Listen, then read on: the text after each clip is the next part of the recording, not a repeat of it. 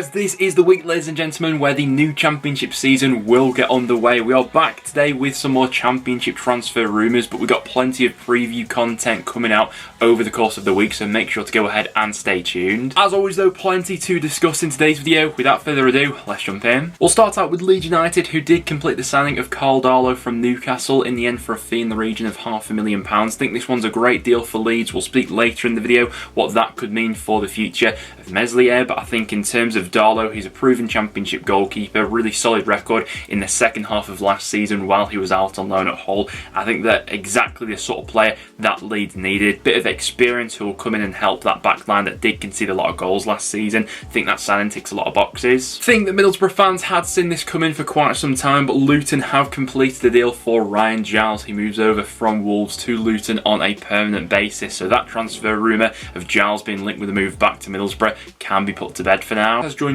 Lewis Binks has joined Coventry on loan for this season. The defender comes over from Bologna. He did spend last season out on loan in the Italian second division, so I'm looking forward to seeing what he's about. Coventry have completed the deal for Milan van Uzic. We discussed this one in a little bit more detail in last time's video, but it has since been confirmed. Really good dynamic option down that right hand side. Looks to be an upgrade on Darboe. And another example of Coventry investing into the European market and picking up what looks to be a really savvy signing. Sunderland have completed the deal for Eliza Mayende. We spoke about this one in a little bit more detail in last time's video as well, but another deal done for a promising teenager. It's been the recruitment model by Sunderland so far. He'll look to add to their attacking ranks in the years to come. A bit more of a deal from left field. Sunderland also got that deal over the line for Bradley Dack. So far this summer we've seen Sunderland going heavy, investing into the youth market, but Dack sort of goes against that recruitment policy. He was obviously available on a free transfer upon his contract at Blackburn Rovers running out. Tony Mowbray, definitely a manager who knows Dack well.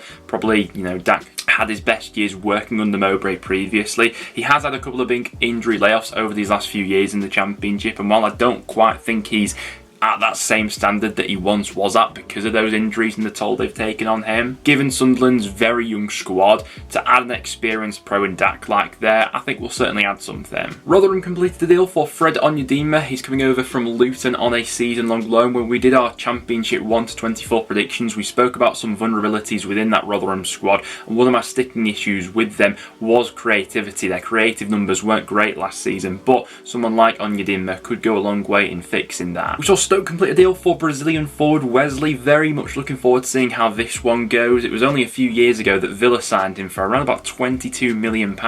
His career at Aston Villa never quite unfolded in the ideal way thanks to two big injury layoffs, which ultimately have hampered his career since. He's not quite been able to find his feet since those big injuries, but dropping down to the Championship will be fascinating. Interestingly enough, this one is only on a one-year deal, so I'm sure that Stoke are, cautious of that previous injury record and are waiting to evaluate him over the course of the Championship season. But if they get him back up to anywhere near what he was like at his peak, Stoke have got a real handful up front. And Stoke also completed the deal for Ryan May. He comes over in a deal worth around about £3.4 million, signing on a 3-year contract. Stoke definitely putting a few more eggs in his basket as a long-term option for them going forward. We spoke previously about Stoke needing more options in the final third. They've gone ahead and given Alex Neil the tools this season to really kick on, and now it's about gelling this side together and putting all that into practice. We saw Huddersfield completing a loan deal for Stoke City right back Tom Edwards. Edwards looking to recapture his Championship career really after spending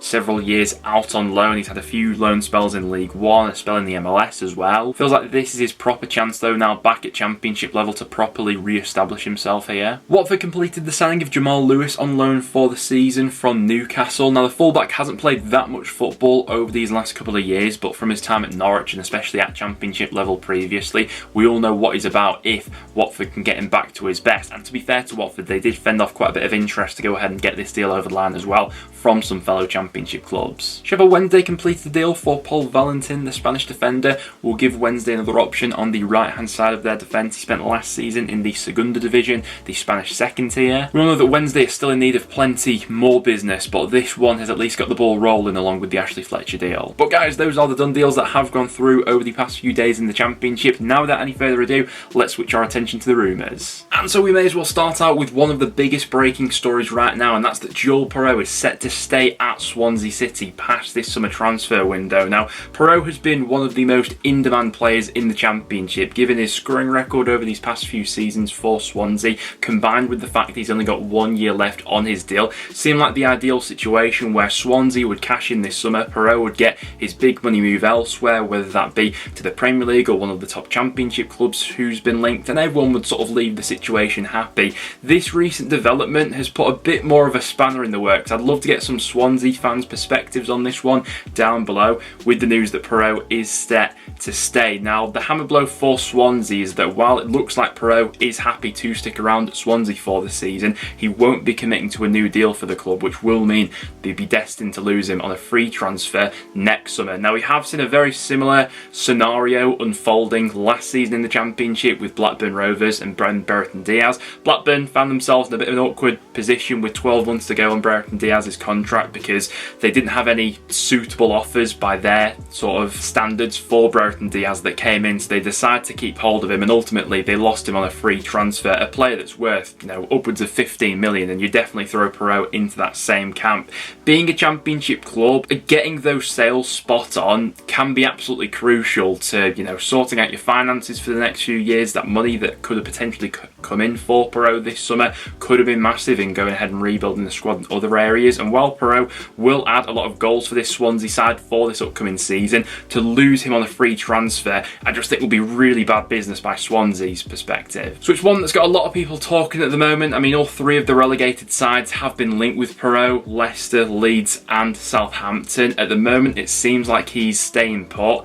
Yeah, it's a big development. Bit of news regarding Leeds United. We spoke about the Carl Darlow incoming at Leeds, and we'll now discuss how that could affect Illan Meslier. Reportedly so, the French goalkeeper wants out of Leeds, but Leeds found themselves in a little bit of a tricky situation right now because they've not had any suitable offers coming in for the 23-year-old as of right now. Now, previously it had been reported that Leeds valued the goalkeeper up and around 40 million, but after these recent developments, Leeds could have slashed their asking price by up to half and would be willing to listen to offers of around about 20 million for Meslier right now.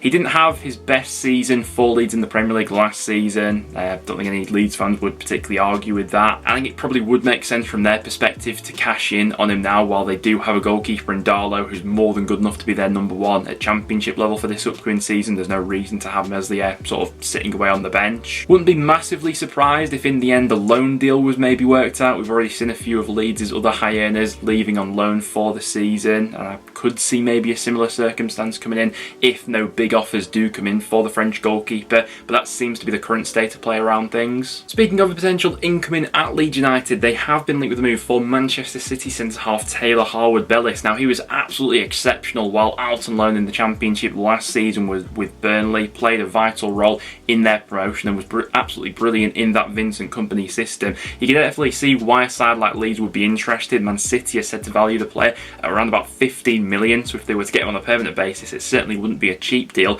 The sticking point with this one is I'd be amazed if a Championship club does manage to land a player of Harwood-Bellis' quality, given the Premier League interest in him right now.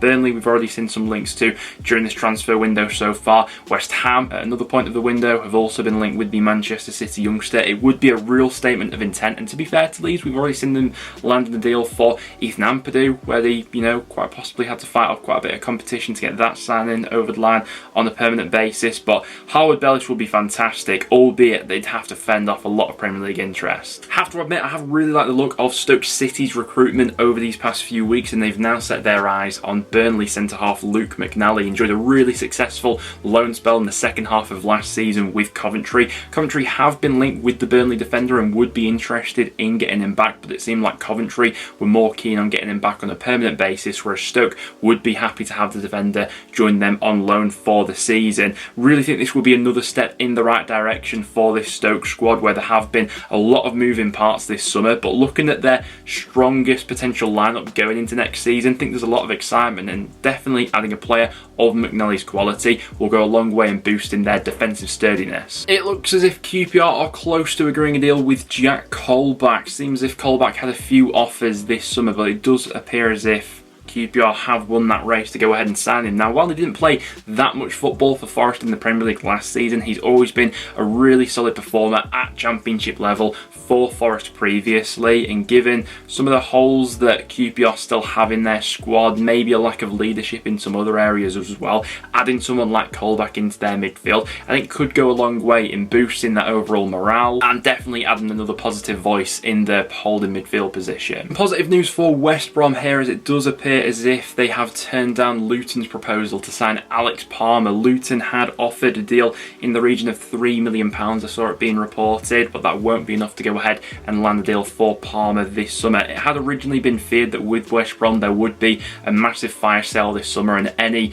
relatively reasonable offers would be accepted, but that's not been the case for the Baggies this season. They've of course already seen Dara O'Shea sold this summer for around about £7 million to Burnley, but turning that deal down for Palmer I think shows that West Brom, there is that little bit more stability, that they are willing to keep hold of some of those key players if their price tags aren't met for them. So with that deal seemingly off, it will be interesting to see whether or not Luton go back in for Thomas Kaminski of Blackburn Rovers. They had previously been linked with the Rovers shot stopper earlier on in the window. After they couldn't get anything over the line with Blackburn, they were exploring a few other options, but none of them have since come off, so we could see Luton therefore going back in for the Rovers goalkeeper. I think as soon as Blackburn sort out the future of Kaminski, the better really. Could we see Watford landing a deal for former Rangers striker Alfredo Morelos? Now, he is available on a free transfer this summer and he's currently weighing up his options. Watford set to make a move for the forward, and this could be a bit of a blockbuster deal, to be honest, with how much of a live wire Morelos is, and we all know from his time at Rangers.